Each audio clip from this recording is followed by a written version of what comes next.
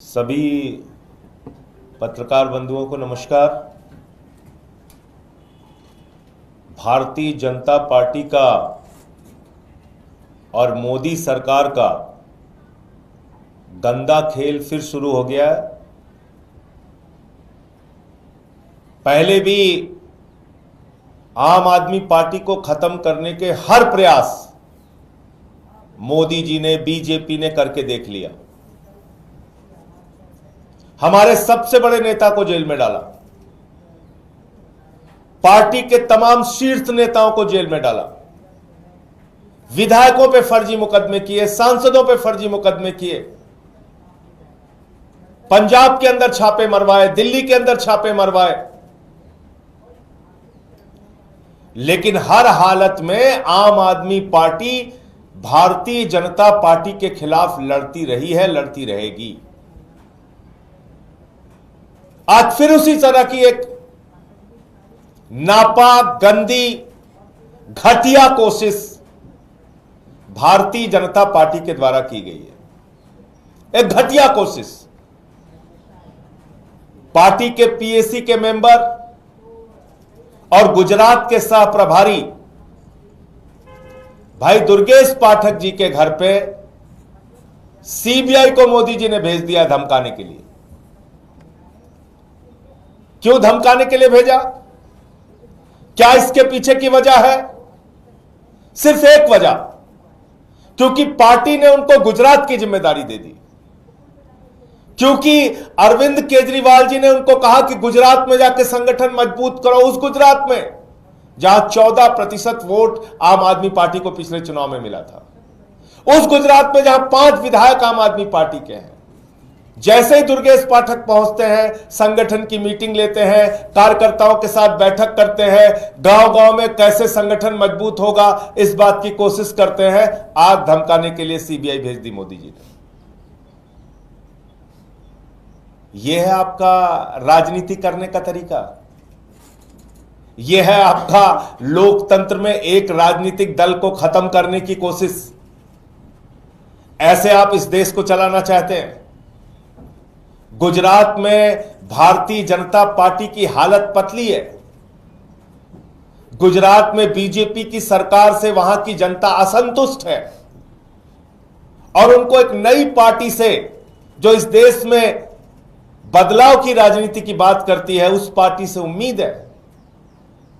और उसके संगठन की मजबूती के लिए दुर्गेश पाठक को काम दिया गया। आपने सीबीआई धमकाने के लिए भेज दिया। यह बीजेपी की बौखलाहट को दर्शाता है।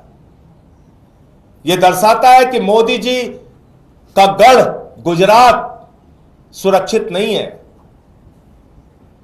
वह पार्टी की हार की संभावना उनको दिख रही है।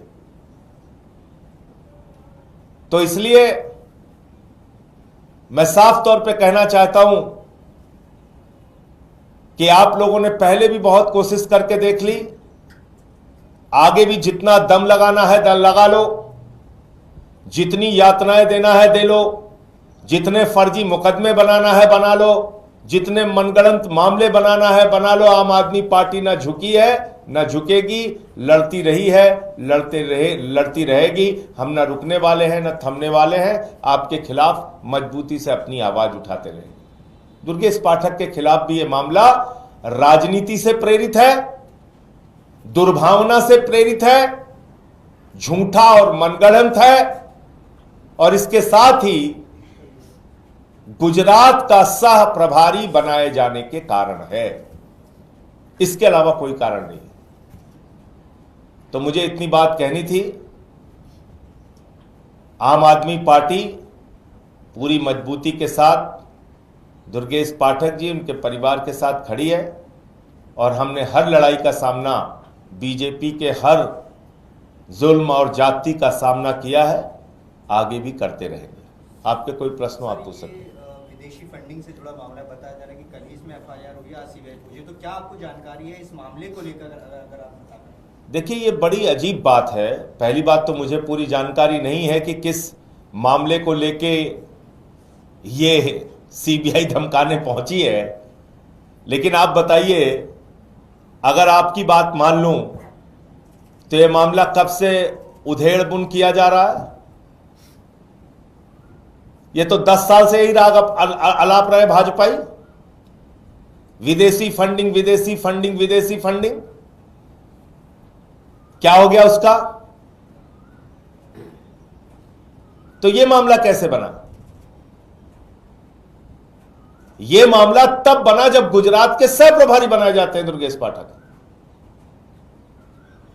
अब बताइए ना, तो 10 साल से विदेशी फंडिंग का राग अलाप रहे भाजपाई, तो आज तक तो कुछ नहीं हुआ। अब क्यों छापा पड़ गया? सीबीआई क्यों धमकाने पहुंच गई इस दुर्गेश पाठक को? क्योंकि गुजरात के सह प्रभारी बनाए गए वो। यही काम पिछले गुजरात के चुनाव के पहले मोदी जी ने आम आदमी पार्टी के नेताओं के खिलाफ किया था। वही काम अब उन्होंने शुरू कर दिया। सर, एक तरफ आप कह रहे हैं कि बीजेपी आपको इस तरह की परेशान करेगा, दूसरी तरफ कांग्रेस भी बात कह रही है। नेशनल हेराल्ड मामले में सोनिया राहुल के खिलाफ चार्जशीट दाखिल हुई, तो वो लोग कह रहे हैं कि विपक्ष को खत्म करने की कोशिश है। देखिए, कांग्रेस बीजेपी का तो एक नूरा कुश्ती का खेल चल रहा है। आपने दिल्ली के चुनाव में देखा होगा, भाजपा जीती, कांग्रेसी नाच रहे थे। जीती थी भाजपा, नाच रहे थे कांग्रेसी। तो उनका तो नूरा कुश्ती का खेल चल रहा है। तभी आपने सुना हो राहुल गांधी के घर ईडी सीबीआई का छापा, सोनिया गांधी के घर ईडी सीबीआई का छापा। आप बताइए मुझे। रॉबर्ट वाड्रा से 5-6 घंटे पूछताछ होती है, उनको छोड़ दिया जाता है। आम आदमी पार्टी के नेताओं को पकड़ते हैं, 12-12 घंटे, 20-20 घंटे, 3-3 दिन पूछताछ करते हैं। तो ये तो नूरा कुश्ती का खेल साफ तौर पे दिख रहा है। धन्यवाद। वक्फ को लेके आज भी सुनवाई हुई है और कल काफी अहम सुनवाई हुई थी।